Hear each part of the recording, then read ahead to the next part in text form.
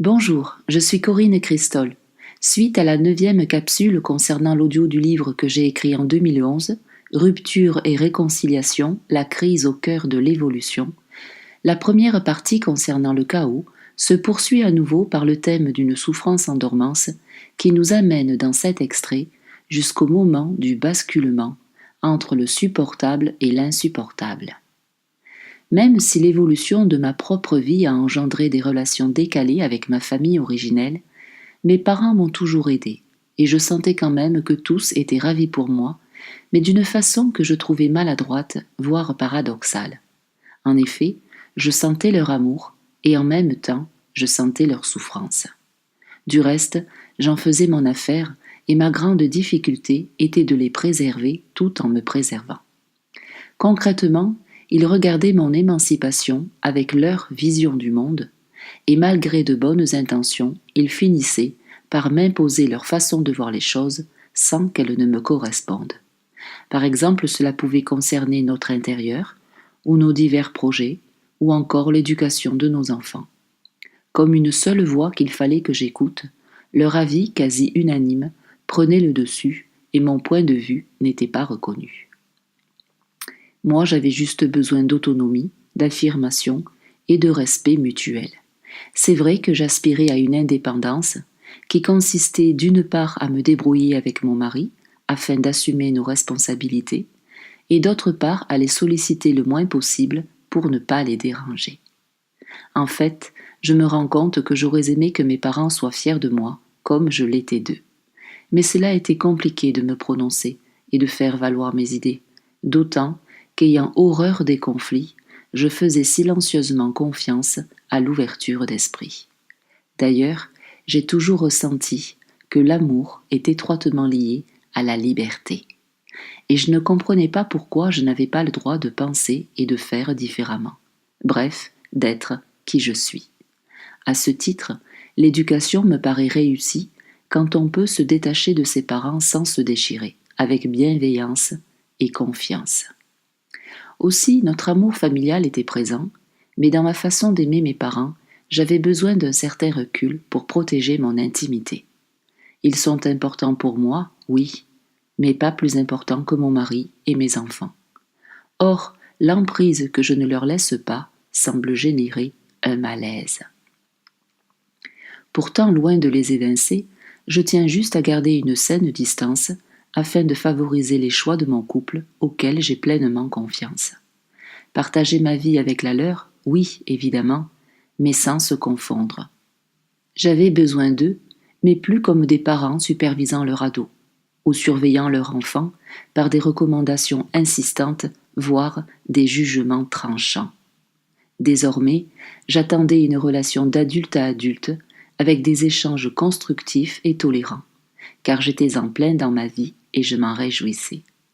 Selon moi, chacun a la capacité d'assumer sa vie sans en responsabiliser les autres. C'est pourquoi, sincèrement, il me tenait à cœur de vivre ma vie nouvelle avec ma famille originelle.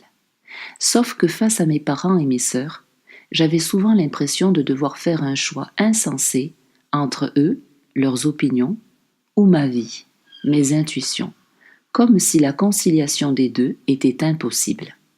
Et parce que je ne voulais pas être étouffée ni contrôlée, nos façons d'aimer se sont dissociées. Telle une distorsion, bien qu'ils fassent partie de ma vie, peu à peu, ils sont partis de ma vie. Finalement, à défaut de respecter une relation vouée à évoluer, je les ai sentis se détourner de ma famille et j'avais du mal à les rattraper. Il faut dire que le décalage entre ce que je vivais de mon côté et ce qu'ils partageaient en continuant de vivre ensemble, puis à proximité, accentuait leur complicité tout autant que ma différence. Au plus ils se voyaient, au plus ils me perdaient de vue, et j'ai fini par me sentir exclue. Quand mes sœurs sont devenues mamans à leur tour, tout le monde était prêt à accepter les changements et à vivre ce qui pourtant n'avait pas été apprécié quand cela m'est arrivé. Ceci dit, je pense honnêtement qu'ils ne s'en sont pas rendus compte. Et même si mes parents offraient à mes sœurs l'attention qui m'avait manqué, je n'envie absolument pas la tournure que leur relation prend dans le sens où je les vois devenir tous dépendants les uns des autres. Les responsabilités de chacun se mélangent et s'en mêlent jusqu'à des situations abusives où, très occupés par mes sœurs et leurs familles, mes parents ne sont plus du tout disponibles pour ma famille et moi. Il faut dire que par respect et par volonté de partager que des moments heureux avec eux, je les invitais régulièrement dès que je pouvais, et je ne leur ai que rarement demandé de me rendre service dans le but de les préserver.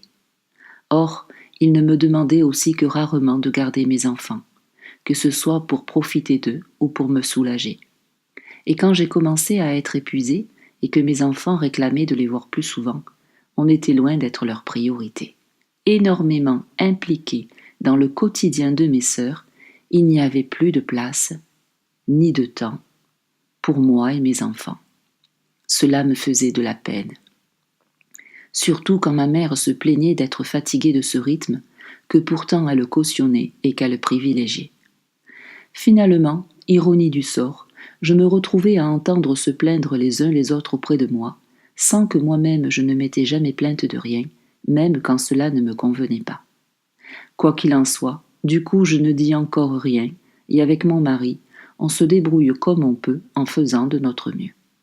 Sans rancune aucune, je suis toujours remplie d'amour, et je me surpasse sans m'en rendre compte et sans rechigner, avec une énergie incroyable qui m'anime nuit et jour pour prendre soin de ma propre famille.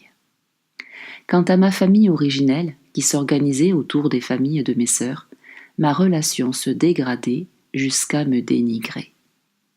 Dans mes échanges avec eux, je ne les entendais plus que me faire des reproches et des accusations, pour un oui, pour un non, avec des tu aurais dû, tu dois, tu devrais. C'était infernal. J'avais l'impression qu'ils se déchargeaient sur moi de leurs tensions et de leurs frustrations, dont je devenais presque responsable, voire coupable, à défaut de satisfaire leurs exigences. Au final, je me sens coincée dans un amour sous condition et j'atteins mes limites. Si je n'étais pas comme ils le souhaitaient, je n'étais pas digne d'eux. Et si j'essayais d'être comme il le fallait à leurs yeux, je n'étais pas en accord avec moi-même. C'est cela que je subissais, sans qu'ils ne s'en rendent compte. Je ne pouvais pas exister à ma façon, et leur amour était si oppressant que je n'arrivais même plus à m'apprécier. Cela m'affectait tellement que mon amour-propre me questionnait. Or, je me savais aimable, dans le reflet de mon mari et de mes enfants. Aussi, profondément touchée par ce manque de respect et de liberté, je prends conscience que je n'ai aucun retour bienfaisant de la tolérance que je leur accorde, comme si cela n'était valable qu'à sens unique. À ce malheureux constat, tout devient alors fragilisé, jusqu'à un événement crucial que je vous relaterai dans le prochain audio et qui est venu confirmer le tsunami qui se préparait. Voilà, merci et à bientôt.